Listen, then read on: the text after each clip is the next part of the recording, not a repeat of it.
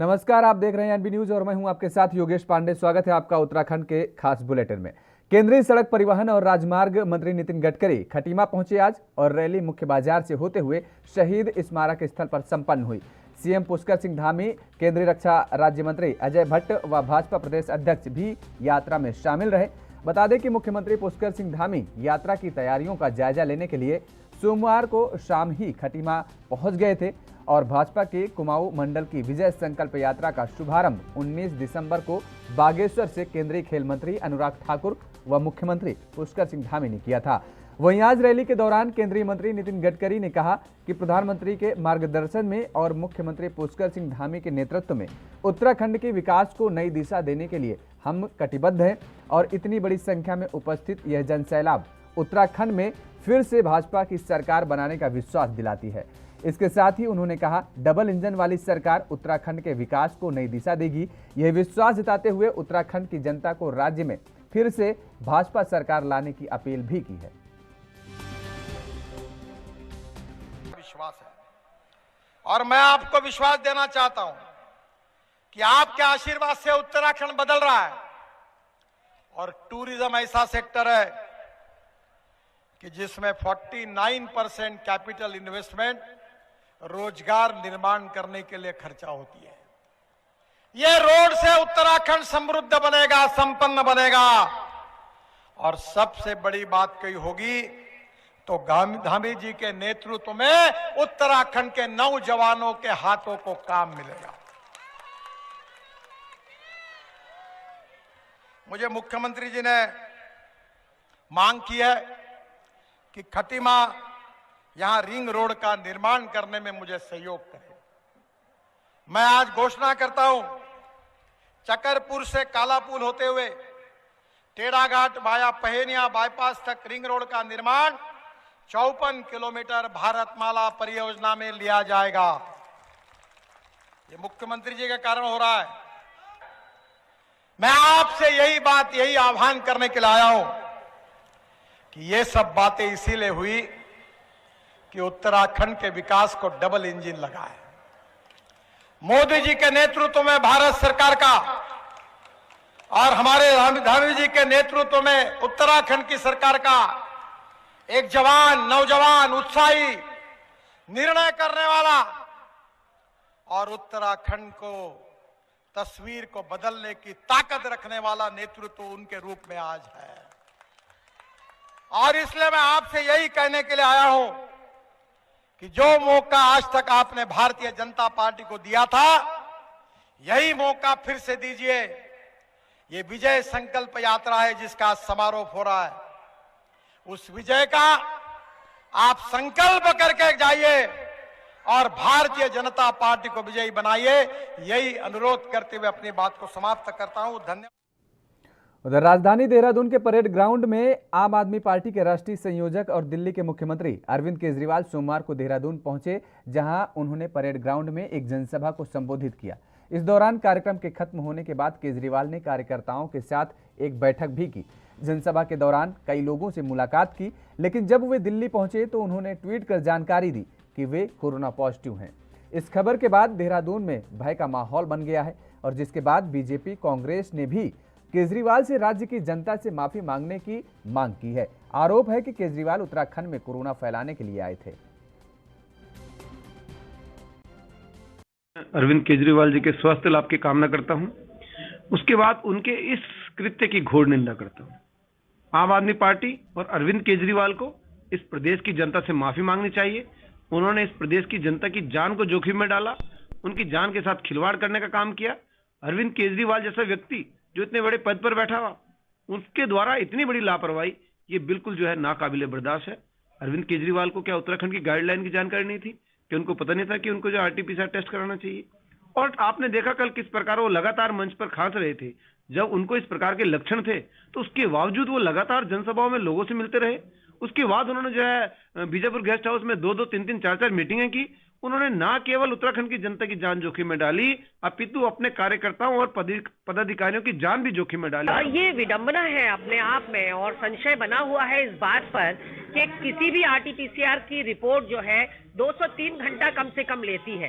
तो या तो अरविंद केजरीवाल जी ऑलरेडी अपनी जांच करवा कर यहाँ आए हुए थे या वहां जाकर आनंद फानंद में उन्होंने जांच करवाई, तो ये और भी दुखद है। मैं ईश्वर से उनके जल्द स्वस्थ होने की कामना करती हूँ, लेकिन साथ ही जनप्रतिनिधि के तौर पर जिस तरह से उन्होंने जान जोखिम में दूसरों की डाली है उसकी निंदा भी करती हूँ। आप ये नहीं कर सकते कि दोहरे मापदंड अपनाएं। यहाँ उत्तराखंड सरकार पर भी एक बड़ा प्रश्न चिन्ह उठता है कि जब आपने एसओपी जारी किया है कि बाहरी प्रदेश से यहाँ आगमन करने वाले लोग आरटीपीसीआर रिपोर्ट लेकर आएंगे, तो फिर ऐसे स्वच्छ सर्वेक्षण 2021 में उत्तराखंड के अंदर प्रथम स्थान पाने वाली नगर महापालिका मुनि की रेती के पर्यावरण मित्रों को कैबिनेट मंत्री सुबोध उनियाल ने सम्मानित किया। पर्यावरण मित्रों की हौसला अफजाई के लिए उनको उपहार भी दिए। बता दें कि नगर पालिका मुनि की रेती की ओर से स्वच्छ सर्वेक्षण 2021 में प्रथम स्थान पाने पर एक कार्यक्रम का आयोजन किया गया, जिसमें बतौर मुख्य अतिथि के रूप में कैबिनेट मंत्री सुबोध उनियाल पहुंचे। कैबिनेट मंत्री ने पर्यावरण मित्रों की पीठ थपथपाते हुए कहा कि उत्तराखंड में मुनि की रेती नगर पालिका को स्वच्छ सर्वेक्षण में दूसरी बार प्रथम स्थान मिला है और इसके लिए सभी पर्यावरण मित्र बधाई के पात्र हैं। उन्होंने नगर पालिका का सहयोग करने पर स्थानीय लोगों का भी आभार व्यक्त किया। देखिए, मुनि को लगातार दूसरे वर्ष भी प्रथम स्थान पर आने का अवसर मिला है और इसमें सबसे बड़ा जो साथ होता है हमारे सफाई कर्मचारियों का होता है, जो जिनको पर्यावरण मित्र के रूप में ये बहुत अच्छा प्रयास ये रहा। जो इन लोगों ने जिनके प्रयासों से, जिनके कर्मों से ये पुरस्कार प्राप्त हुआ, उनको पुरस्कृत करने का निर्णय अपने आप में बहुत अच्छा निर्णय है। और जिस तरह से उनको जो पुरस्कार की राशि नगर पालिका को प्राप्त हुई, उस पुरस्कार की राशि को पूरी तरह से अपने कर्मचारियों को बांटना, मैं समझता हूँ ये उनको और प्रेरणा देने का काम करेगा।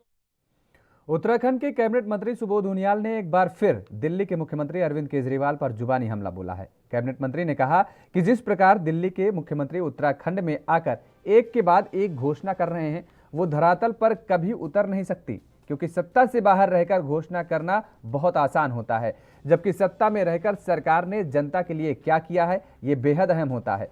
उन्होंने सवाल किया कि अरविंद केजरीवाल दिल्ली वासियों को तो 300 यूनिट फ्री बिजली से नहीं दे रहे हैं, ऐसे में उत्तराखंड की भौगोलिक परिस्थितियों की जानकारी नहीं रखने वाले केजरीवाल किस प्रकार से उत्तराखंड में और किस आधार पर घोषणा कर रहे हैं, ये समझ से परे है उनके। देखिए, सत्ता के बाहर रह घोषणा करना बहुत आसान काम है। सत्ता में आकर के आपका क्या आपने किया, आम आदमी के लिए कितनी संवेदनशीलता आपके पास है, ये सबसे बड़ा परिणाम होता है। आप 300 यूनिट दिल्ली जैसे ऐसा राज्य जहाँ पर आर्थिक संसाधन असीमित हैं, वहाँ तो आप 300 यूनिट फ्री नहीं दे पा रहे, आप उत्तराखंड के सीधे लोगों को बहकाने का प्रयास कर रहे हैं। तो इस तरह सीधी सी बात है कि आज आवश्यकता ये है कि आदमी नकारा न बने, बल्कि आदमी मेहनत से कमाना हम उसको सिखाएं, उसको मैक्सिमम इनपुट पर सब्सिडी दें, जो जितना ज़्यादा से ज़्यादा सब्सिडाइज करके हम उसको मदद कर सकते हैं। अल्मोड़ा नगर की लाइफलाइन मानी जाने वाली साई बाबा से धार की तुनी को जोड़ने वाली रोड, जिसकी मरम्मत की मांग वर्षों से थी, आज विधानसभा उपाध्यक्ष और नगर पालिका के चेयरमैन प्रकाश जोशी ने भूमि पूजन किया। इस मौके पर पूरे विधानसभा उपाध्यक्ष ने कहा कि इस सड़क की मांग स्थानीय लोग कई वर्षों से कर रहे थे और जिसको सरकार ने पूरा कर दिया है। अब ये सड़क स्थानीय लोगों के साथ साथ नगर की यातायात के लिए भी महत्वपूर्ण साबित होगी। हमारा साई मंदिर, हमारा जो एड्रेस है साई मंदिर से लेकर के धार की तुनी तक जो मार्ग था, ये विगत कई वर्षों से ख़राब था। और हमारा ये अल्मोड़ा जो नगर है, नगर का city, heart of the city कहला जाता है। दोनों ओर हमारे आबादी रहती है। लगातार पानी की कीचड़ से लोगों के कपड़े खराब हो जाते थे और लोगों के घरों में पानी जा रहा था, गंदा पानी जा रहा था। तो एक सफल प्रयास हुआ सरकार से, जबकि इसकी चौड़ाई बहुत कम है। हमारा जो राज्य सरकार है, हमारे PWD है, इतना पैसा इसके लिए नहीं देती है, तो उसको बनाने भी थोड़ी दिक्कत आई, लेकिन उसके बाद में हमको सफलता मिली। सबको मालूम है कि रानीधारा रोड हमारी एक मुख्य लिंक मार्ग के रूप में है और ये एक लंबे अरसे से खराब पड़ी हुई थी। पहले भी हमने ADB द्वारा इसमें काम करवाया था, लेकिन उसके बाद ये रोड फिर ख़राब हो गई और फिर यहाँ के स्थानीय नागरिकों का बहुत दबाव था कि इसको जल्दी से जल्दी ठीक कराया जाए। हमने कई बार शासन को पत्र व्यवहार किया, चीफ इंजीनियर से लेकर के सचिव लोक निर्माण विभाग और मुख्य सचिव को भी कई बार हमने इसमें पत्र भेज करके आग्रह किया कि जनहित में इस सड़क का निर्माण बहुत अति आवश्यक है। और मुझे खुशी है कि हमारे विधायक जी ने अपनी जो इनकी निधि होती है जो सड़क निर्माण के। उधर भारतीय जनता पार्टी की विजय संकल्प यात्रा आज लाल कुआं पहुंची। इस यात्रा में दिल्ली के पूर्व प्रदेश अध्यक्ष मनोज तिवारी और नैनीताल सांसद और केंद्रीय मंत्री अजय भट्ट को पहुंचना था, लेकिन किन्हीं कारणों से मनोज तिवारी विजय संकल्प यात्रा में नहीं पहुंच सके, जिससे कार्यकर्ताओं में मायूसी छाई रही। हालांकि नैनीताल सांसद ने कहा कि उन्हें खेद है कि खराब मौसम की वजह से मनोज तिवारी कार्यक्रम में नहीं पहुंच सके हैं, लेकिन जल्द ही उनका कार्यक्रम रखवाया जाएगा। आपको बता दें कि लाल कुआं में पूर्वांचल और बिहार के लोग भारी संख्या में रहते हैं, जिसको लेकर मनोज तिवारी के कार्यक्रम होने के चलते लोगों में भारी उत्साह था, जो कि मनोज तिवारी के न पहुंचने से निराश होकर ये सभी लोग अपने अपने घरों को वापस लौटते नजर आए। पूरी भीड़ भरी थी, जाती है। मनोज तिवारी जी का जहाज नहीं उड़ पाया, उनको लेने के लिए बरेली भी हमने टीम भेजी थी। आज आ नहीं पाए हैं, भविष्य में फिर आएंगे, जल्दी ही उनका कार्यक्रम बना लिया जाएगा, इसमें कोई दिक्कत नहीं है। वो हमारे नेता हैं, देश पर और भी जिम्मेदारी उनकी है, एक मिनट वो खाली नहीं रह सकते हैं, पर आज उनका कार्यक्रम आते आते रुक गया, जिसका हमें भी खेद है। वहाँ आज बीजेपी की संकल्प यात्रा पहुंची, जहां कि मनोज तिवारी को पहुंचना था। हालांकि आपको बता दें कि मनोज तिवारी कोरोना संक्रमित होने की वजह से आज उत्तराखंड के लाल कुआं में होने वाले कार्यक्रम में शामिल नहीं हो पाए हैं, जिसकी वजह से बीजेपी के कार्यकर्ताओं में काफ़ी निराशा भी देखने को मिली है। आपको बता दें कि लाल कुआं में पूर्वांचल और बिहार के लोग काफ़ी मात्रा में रहते हैं, इसलिए मनोज तिवारी के कार्यक्रम को लेकर के इन लोगों में काफ़ी उत्साह नज़र आ रहा था। लेकिन जब मनोज तिवारी के कार्यक्रम के में ना पहुंचने की इन लोगों को जानकारी मिली तो इन लोगों में मायूसी सी छा गई और अपने अपने घरों को वापस लौटने लगे।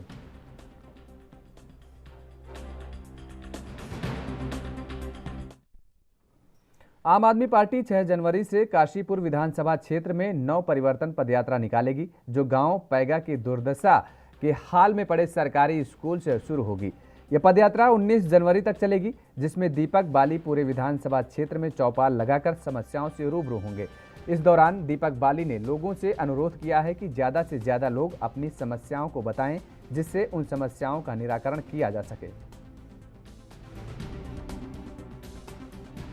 इसकी शुरुआत करेंगे।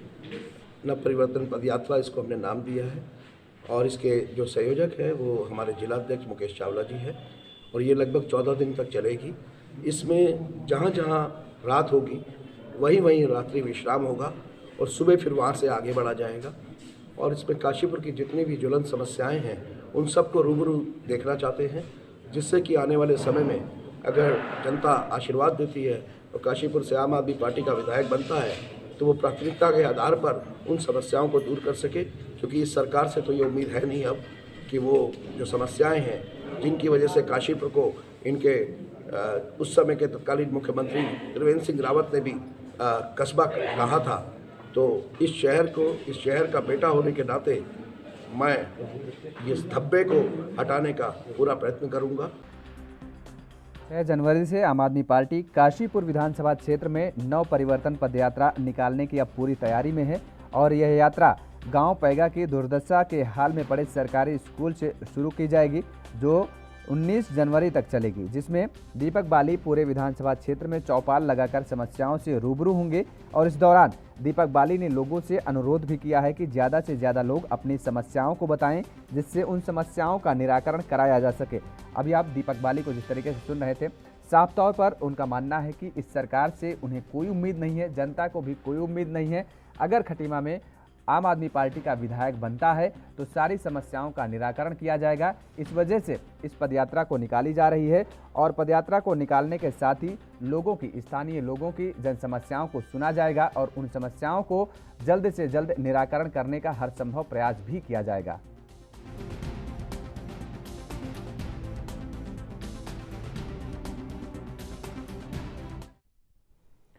अल्मोड़ा शहर के पेयजल आपूर्ति की समस्या के समाधान के लिए प्रदेश सरकार ने 25 करोड़ रुपए की स्वीकृति दी है, जिससे शहर की करीब 50,000 आबादी के साथ 1 दर्जन ग्रामीण क्षेत्रों की जनता लाभान्वित होगी। आपको बता दें कि पेयजल योजना का कार्य अंतिम चरण में चल रहा है।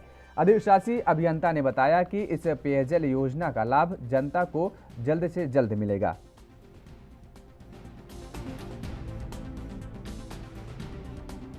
अल्मोड़ा पेयजल योजना, जिससे लगभग 7 MLD का पानी यहाँ अल्मोड़ा शहर में मिलना है, उसमें तो हमारा परीक्षण का कार्य प्रारंभ तो हो गया है। अल्मोड़ा शहर तक पानी पहुँचा दिया है। कुछ दिनों लाइनें सफाई करनी पड़ती है, इसलिए अभी तत्काल उसको हम टैंकियों में नहीं डालेंगे। 1-8 हफ्ते बाद उसको टैंकियों में डाल देंगे। उसे एडम्स से होकर हमें 2-2.5 MLD पानी बढ़ जाएगा। शेष पानी मिलने में थोड़ा सा अभी विलम्ब है, क्योंकि बिजली का संयोजन नहीं हो पाया है और एक पंपिंग प्लांट भी लगना है, तो उसकी वजह से थोड़ा सा विलम्ब और होता है उसमें।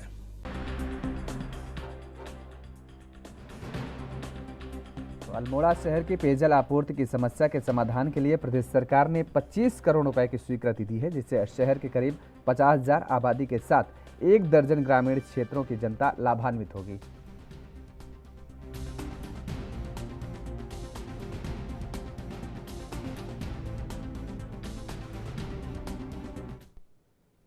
यहाँ रुकते हैं एक छोटे से ब्रेक के लिए। ब्रेक के बाद फौरन हाजिर होते हैं।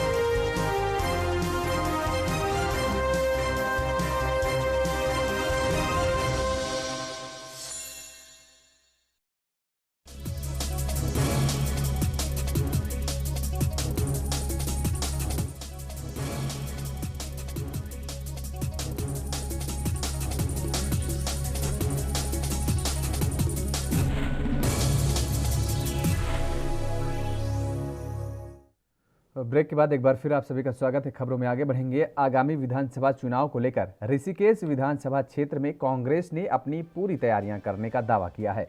वहीं कांग्रेस प्रत्याशी के रूप में टिकट की दावेदारी कर रहे नगर कांग्रेस कार्यकारी अध्यक्ष सुधीर रॉय का कहना है कि इस बार का हाईकमान ने सीट जिताने वाले चेहरों को ही अपनी नज़र में रखा है। ऋषिकेश में कांग्रेस के कई नेताओं के ऐसे चेहरे हैं जो पार्टी को ऋषिकेश विधानसभा सीट जितवा सकते हैं।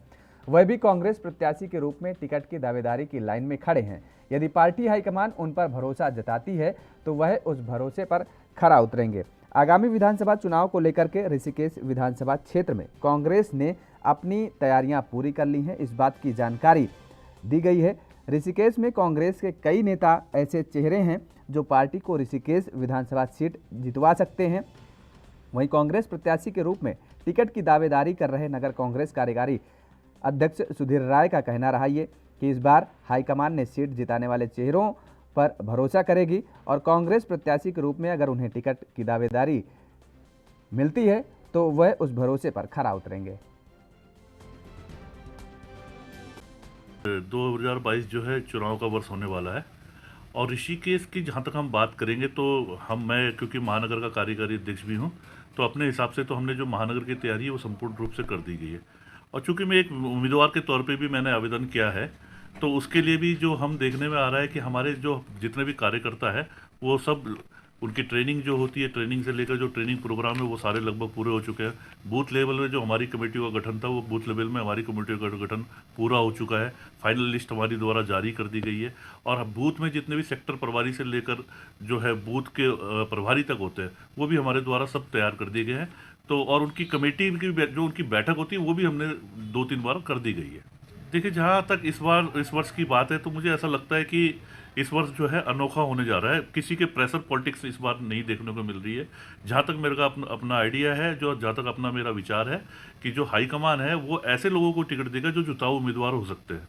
तो निश्चित तौर से हमारे पास ऐसे ऋषिकेश में जो हमारी कांग्रेस पार्टी है, कई ऐसे चेहरे हैं जो जिताऊ उम्मीदवार हो सकते हैं। तो देखते हैं जो है आलाकमान किसको बनाता है। निश्चित तौर से ये तो अब मेरा सौभाग्य होगा अगर कांग्रेस पार्टी जो है मुझे इस योग्य समझती है और मेरे को अपना कैंडिडेट चुनती है, तो निश्चित तौर से मैं उम्मीदवार हूँगा और एक अच्छी तैयारी के साथ हम तो वहीं अब रुख करेंगे अगली खबर का। आपको बता दें कि जहां एक तरफ उत्तराखंड में चुनाव प्रचार पूरे जोर पर है और सभी पार्टियां अपने अपने स्तर पर चुनाव प्रचार में लगी हुई हैं, वहीं उत्तराखंड में कांग्रेस का भी सबसे भरोसेमंद चेहरा हरीश रावत भी जो पूरे जोर शोर से चुनाव प्रचार की जिम्मेदारी अपने कंधों पर लिए हुए हैं। बता दें कि आज लालकुआं में कांग्रेस कार्यालय में मौजूद कांग्रेस के पूर्व कैबिनेट मंत्री और नगर अध्यक्ष गुरदीप सिंह और अन्य नेताओं ने 6 जनवरी को पूर्व सीएम हरीश रावत के स्वागत की तैयारियों को लेकर बैठक की और इस बैठक में लालकुआं नगर बिंदुखत्ता और आसपास के सभी कांग्रेस के नेता मौजूद रहे। बैठक है माननीय पूर्व मुख्यमंत्री हरीश रावत जी और यशपाल आर्य जी पूर्व कैबिनेट मंत्री 6 तारीख को कोटा हल्दू भवन सिंह नवाड़ में आ रहे हैं। वहाँ एक जनसभा को संबोधित करेंगे और साथ ही साथ भाजपा के हमारे नेता हैं, वहाँ के प्रधान है शंकर जोशी, वहाँ की मैडम है किरण जोशी, वहाँ की पूर्व जिला पंचायत सदस्य सहित कई प्रधान लोग और अन्य लोग विदेशी मेंबर शामिल होंगे। और विशेष रूप से ये जो सभा माननीय हरीश रावत जी की होगी तो लालकुआं विधानसभा के लिए जनसभा के माध्यम से एक संदेश जाएगा और इस सरकार की जो वर्तमान में डबल इंजन की सरकार है इसकी उल्टी गिनती इसके बारे में भी बातचीत होगी। साथ ही साथ जो कांग्रेस का विजन है 2022 में नई कल्याणकारी योजनाओं के बारे में भी माननीय हरीश रावत जी द्वारा जानकारी दी जाए। ये बैठक बहुत महत्वपूर्ण है ताकि बिंदुखत्ता और लालकुआं। तो वहीं उत्तराखंड के हल्द्वानी में राष्ट्रीय राजमार्ग के किनारे आवास विकास की रोड में बड़े बड़े गड्ढों के चलते जहां आए दिन दोपहिया वाहनों को दिक्कतों का सामना करना पड़ रहा है, तो वहीं नगर निगम की अंदरूनी सड़कों की बदहाली को लेकर यूथ कांग्रेस के कार्यकर्ताओं ने सरकार और नगर निगम पर भ्रष्टाचार के आरोप लगाए। यूथ कांग्रेस के प्रदेश उपाध्यक्ष गुरप्रीत सिंह प्रिंस और कार्यकर्ताओं का किलोमीटर की सड़क को हवा में चमकाने का काम किया गया, जिससे उनके जाते ही कई जगहों पर डामर उखड़ गई और नगर निगम के मेयर को नगर निगम की सड़कों से कोई लेना देना नहीं है। आज जो हमने प्रदर्शन किया है, देखिए आप देखिए कुछ दिन पूर्व यहाँ भारत के प्रधानमंत्री मोदी जी आए थे और जो प्रशासन है उसके द्वारा मात्र 1 किलोमीटर की रोड का विकास किया गया। उसके अलावा पूरी हल्द्वानी क्या पूरा उत्तराखंड में गड्ढों का भरमार है। पूरे हल्द्वानी में आप यहाँ देखिए खड़े हैं, आप यहाँ बाएं देख लीजिए दाएं देख लीजिए, गड्ढों का भरमार है और जगह इसमें रोज दुर्घटनाग्रस्त हो रहे लोग, चोटी लोग गिर रहे हैं। तो आज हमने प्रदर्शन किया और अपना रोज जाहिर किया है कि अतिशीघ्र इन मार्गों का निर्माण किया जाए। जो शहर के गड्ढे हैं, क्योंकि नई रोड बनाने तो भाजपा की बस की नहीं है, आप कम से कम जो शहर के गड्ढे हैं उन गड्ढों को भरने। उत्तराखंड कांग्रेस कमेटी के प्रदेश अध्यक्ष गणेश गोदियाल के आह्वान पर स्थानीय कांग्रेस कार्यकर्ताओं के द्वारा महंगाई, भ्रष्टाचार और बेरोजगारी को दूर करने में नाकाम रहने पर बीजेपी सरकार का पुतला दहन किया गया। स्थानीय महाराणा प्रताप चौक पर प्रदेश कांग्रेस कमेटी के अध्यक्ष गणेश गोदियाल के आह्वान पर उत्तराखंड की बीजेपी सरकार द्वारा अपने लगभग 5 वर्ष के कार्यकाल में महंगाई, भ्रष्टाचार और बेरोजगारी पर अंकुश न लगाने से आक्रोशित कांग्रेसी कार्यकर्ताओं ने मुख्य चौराहे पर बीजेपी सरकार और मुख्यमंत्री पुष्कर सिंह धामी के खिलाफ जोरदार नारेबाजी भी की और नारेबाजी करते हुए आक्रोश व्यक्त कर पुतला दहन किया। उन्होंने आरोप लगाया कि बीजेपी के 5 वर्ष के शासनकाल में उत्तराखंड का बेरोजगार अपने आप को ठगा हुआ महसूस कर रहा है। उत्तराखंड कांग्रेस कमेटी के प्रदेश सचिव अलका पाल ने आरोप लगाते हुए कहा कि महंगाई से त्रस्त जनता की इस सरकार को कोई भी परवाह नहीं है। बीजेपी के मंत्री और नेतागण झूठी घोषणाएं कर जनता को गुमराह कर रहे हैं। कार्यकर्ताओं ने कहा कि 2022 के चुनावों में कांग्रेस पार्टी ऐतिहासिक जीत दर्ज करेगी। रोजगार पलायन की समस्या को लेकर के भाजपा सरकार के खिलाफ आज मुद्दा किया गया है। आज ये राज्य में भाजपा की सरकार होने के बावजूद भी जो जनता से झूठे वादे किए गए थे, जनता से किए हुए हर वादे के संदर्भ में भाजपा की सरकार, राज्य की सरकार हर मोर्चे पे विफल हो चुकी है। हमारे प्रदेश की जनता सचेत हो चुकी है। आने वाला समय कांग्रेस का है और इस बार उत्तराखंड में 2022 में। उधर लकड़ी के व्यापार के लिए जाना जाने वाला जनपद ऊधम सिंह नगर के जसपुर क्षेत्र में लकड़ी मंडी व्यापारी अपनी मांगों को लेकर हड़ताल पर बैठे हुए हैं। वहीं उन्होंने मंडी शुल्क में 18% जीएसटी को लेकर इसका विरोध किया है और अपनी मांगों को लेकर उप जिलाधिकारी जसपुर को ज्ञापन भी दिया है। वहीं लकड़ी मंडी अध्यक्ष शाहनवाज ने बताया कि लकड़ी कारोबार पर 18% जीएसटी क्यों लगाई गई है। इसी बात को लेकर उप जिलाधिकारी को ज्ञापन भी दिया गया। व्यापारियों ने कहा, जब तक हमारी मांगों को नहीं माना जाएगा तब तक व्यापारियों की हड़ताल ऐसी ही जारी रहेगी। वहीं उप जिलाधिकारी ने बताया कि लकड़ी मंडी व्यापारियों ने मंडी शुल्क बढ़ाए जाने का विरोध किया है, उसी के लिए ज्ञापन भी दिया गया है, जिसे तत्काल उच्चाधिकारियों को प्रेषित कर दिया जाएगा और आगे की इन लोगों की धरना समाप्त करने की प्रयास किया जाएगा। व्यापारी थे, उनके द्वारा मुझे ज्ञापन दिया गया था। उनका ये कहना था कि सरकार द्वारा जो मंडी शुल्क बढ़ाया गया है उससे उनको काफ़ी नुकसान हो रहा है और 18% का जीएसटी का शुल्क लगाया गया है। तो इसी के उपलक्ष्य में उनके द्वारा मुझे ज्ञापन दिया गया था और यहाँ पर थोड़ा धरना प्रदर्शन भी था। तो मेरे द्वारा उनको सलाह दी गई है कि एक बार अपनी जो बात है प्रत्यक्ष रूप से आप सरकार के सामने भी रखिएगा और साथ में मैंने उनका ज्ञापन भी ले लिया है और जो कि तत्काल ही प्रेषित कर दिया जाएगा। तो हम उप जिला अधिकारी मैडम के यहाँ ज्ञापन देकर आए हैं। तो मामला ये है कि लकड़ी जो एक वन संपदा है उस पर मंडी शुल्क लगाया है सरकार ने, जो कि इंडिया में 29 राज्य हैं, उसमें से केवल 2 राज्यों में मंडी शुल्क लगाया है। ये 2 राज्य ऐसे हैं जहां लकड़ी का ही व्यापार होता है। व्यापार तो हिमाचल में भी होता है, व्यापार उड़ीसा में भी होता है, व्यापार एमपी मध्य प्रदेश में भी बहुत काफ़ी मात्रा में होता है। वहाँ कोई मंडी टैक्स नहीं है। केवल इन 2 राज्यों में मंडी टैक्स लगाया है, यूपी और उत्तराखंड में। जो इस लकड़ी पे शुल्क ये बनता नहीं है, क्योंकि ये लकड़ी एक वन निगम से खरीद होकर आती है। इसे आप कृषि को ना समझें। कृषि एक वो आइटम है जो किसान से लेके हम कुछ सामान खरीदते हैं, उसे कृषि आप कह सकते हैं। उस पर शुल्क है जो किसान पैदा करता है, किसान अपना माल बेचता है, वो कृषि आइटम वो उसमें शुल्क में आता है। लकड़ी ये कृषि उत्पादन नहीं है। अगर ये कृषि उत्पादन सरकार मानती है लकड़ी को, तो इस पर जीएसटी 18% क्यों लगाई? फिर इस पर अगर कृषि मानती है तो 5% लगाए सरकार। इस संबंध में हम आज मंडी सचिव साहब को ज्ञापन दिया और उप जिलाधिकारी को ज्ञापन दिया। तब तक हमारी ये धरना जारी रहेगा। उधर हल्द्वानी के मुखानी पुलिस के हाथ बड़ी सफलता हाथ लगी है। जहां पुलिस ने लाखों का जीरा पकड़ा है तो वहीं 2 आरोपियों को गिरफ्तार भी किया है। मामले में हल्द्वानी के एसपी सिटी हरबंस सिंह ने बताया कि हल्द्वानी बाजार में आरोपी लंबे समय से यूपी से जीरा, धनिया, इलायची चोरी कर सप्लाई करते थे, जिन्हें मुखबिर की सूचना पर हीरानगर पुलिस ने दोनों आरोपियों को एक टेम्पो के साथ 32 कट्टे जीरे और अन्य सामान के साथ गिरफ्तार किया है। दोनों आरोपी आपस में दोस्त हैं, जिनमें से एक आरोपी अब्दुल रहमान हल्द्वानी के इंदिरानगर ठोकर का रहने वाला रहा है, तो वहीं दूसरा आरोपी गगन बिहार का रहने वाला बताया गया है। एक आरोपी यहीं का है, अब्दुल रहमान जो है वो इंदिरानगर का रहने वाला है, हल्द्वानी का। और ये जो गगन है ये बेसिकली मोतिहारी बिहार का रहने वाला है, लेकिन यहाँ मंगल पड़ाव में किराए के घर में रह रहा है। तो क्या इनके दोनों दोस्ती थी आपसे में क्या? आपस में इनकी पहचान है। अच्छा, और क्या बताया सर लोगों ने अपने बारे में, दोस्ती के बारे में, कब से है? और इन्होंने ये बताया कि ये इनकी जो डेविड शर्मा है जो वाली है, इसकी दुकान पे ये काम करता था गगन जी, और ये भी इसके टच में था, अब्दुल रहमान भी। उत्तराखंड के इस खास बुलेटिन में फिलहाल मेरे साथ इतना ही। देश और दुनिया की तमाम खबरों के लिए आप बने रहिए ANB न्यूज़ के साथ।